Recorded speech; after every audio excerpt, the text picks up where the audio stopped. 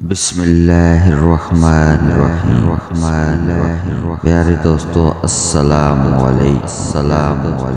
मुश्किलों से लड़ना नहीं बल्कि संभल कर गुजरना सीखो, वरना आपकी शख्सियत तबाह हो जाएगी।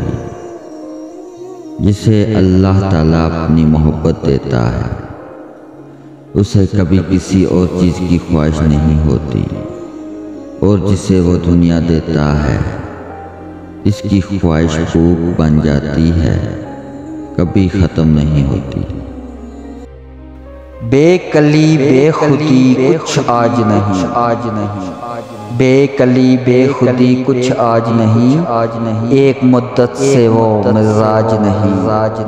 हमने अपनी सीखी बहुत लेकिन मर्ज़े इश्क का इलाज नहीं।